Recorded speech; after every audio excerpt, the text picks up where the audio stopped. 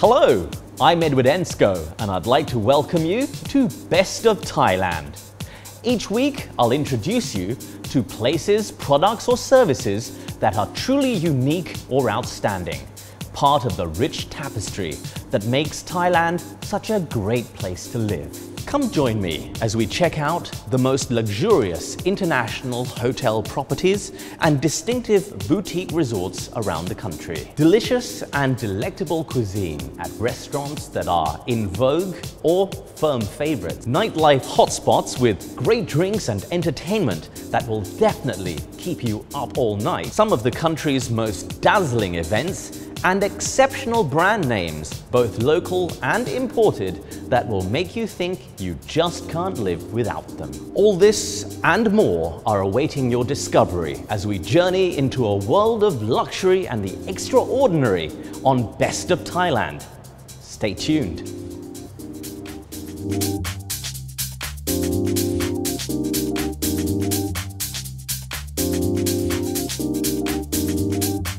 Música que envolve meu corpo. A música.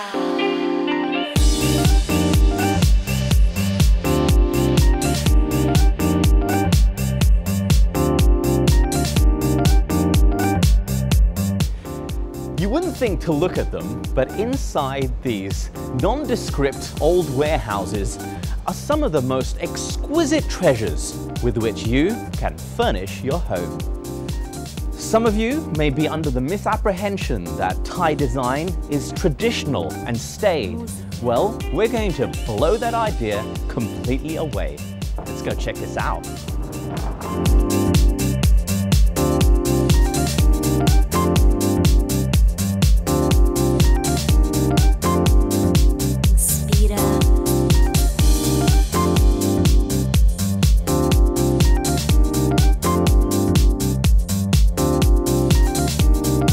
Peter, you've really come up with something fantastic here.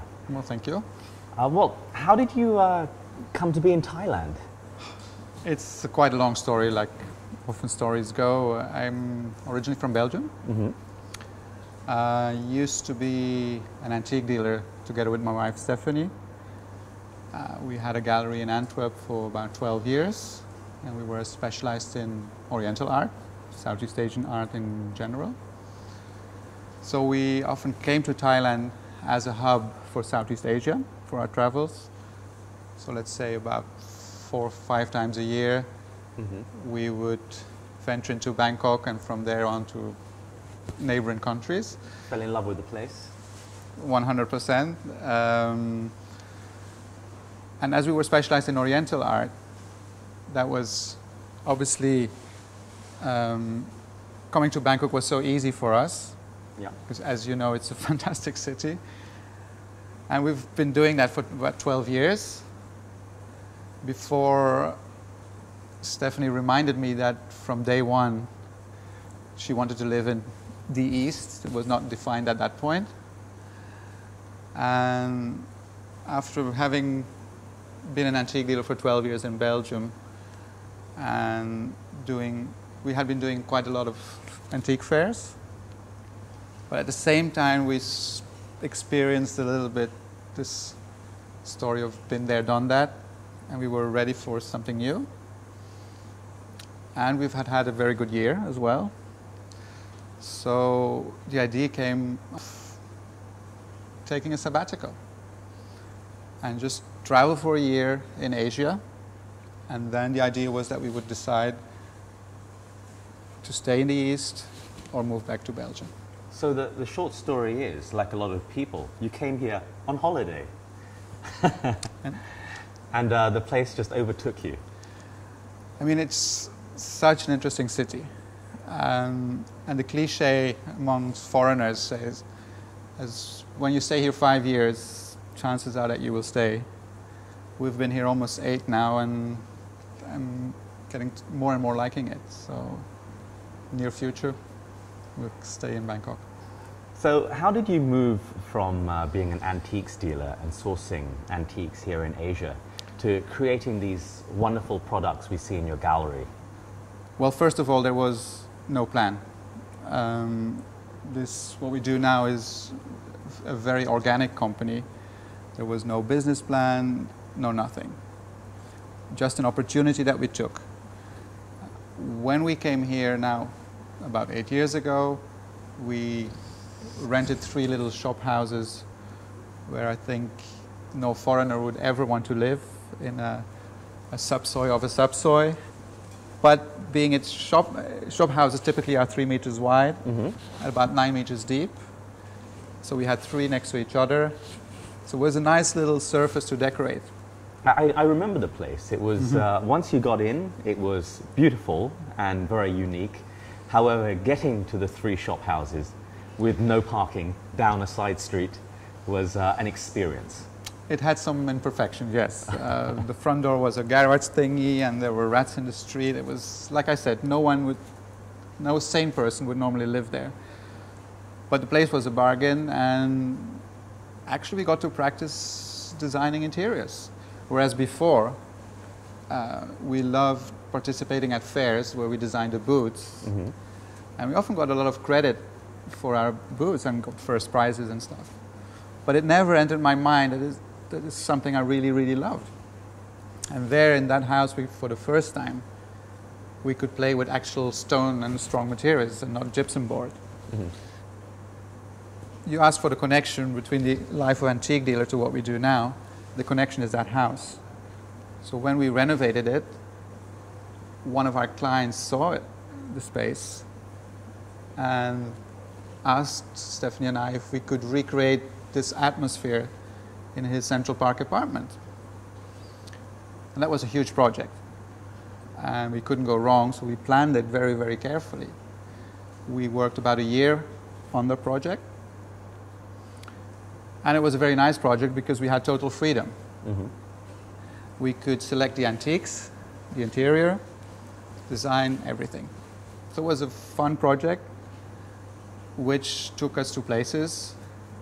And one of those places was a small antique shop in Vietnam where we saw these 2 magnificent pieces of wood, about 100 years old, thick wood, beautifully patinated, very strong wood, beautiful grain. So we instantly, naturally bought it. And yes, like any self-respecting antique dealer, I asked the person if he had some more. And of course, he had a brother who had 2, and then an uncle who had 2 more. And we started buying them. And those 2, 6, 8 tables became a collection of 20. And our little space here where we lived got fuller and fuller. And then I spoke with my wife, Stephanie, and we said, okay, these are fantastic wooden planks, but what are we going to do with them? And then gradually came the idea of making tables. And we set out to create the most beautiful tables that we could think of. Well, that's a giant leap from planks of wood into dreaming of making these tables that really, they've become a sort of cult phenomenon in a way among people who have an eye for design. Well, thank you. Again, I have to refer that there was no plan. Now, 3 years on, well, actually, the whole idea started now about 6 years ago. At that time, I had no idea what we got ourselves into, because every little detail tends to another detail, lends to another detail that we have to solve. Our ability of a problem solver had been used to the fullest. And also, when we were antique dealers, we worked with quite a high-end group of clients. And I think I understand that group of people, what they want, what they don't want. And it's often people who want something special.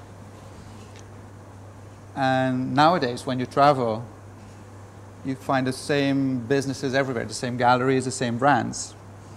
So they too have the feeling of seen that, done that, bought it. Everybody's looking for something really, really special. So we knew if we wanted to sell to that group of people, there were about a million things to sort out. Every little detail had to be spot on. And we simply had to create a wow feeling for anyone who would see us for the first time. Something exceptional that'll really sort of catch people's attention. Yeah, we wanted to start at the top. So not only did we want to start making tables, which we've never done before, but yeah, we wanted to start at the top. We thought that was a good place to start. And I mean, it's working, but it was fun and frustrating, and all the emotions you can think of got in these simple tables. And Peter definitely does start at the top end of tables. Your average table is how much again? Well, there's not a average table because Well, there's so many options. Unique. Yeah. Let's say the price range of our dining tables would be anywhere in euros, or I can say it in baht, starting at 150,000 baht up to 900,000 baht, because that's a pretty big gap, I would say.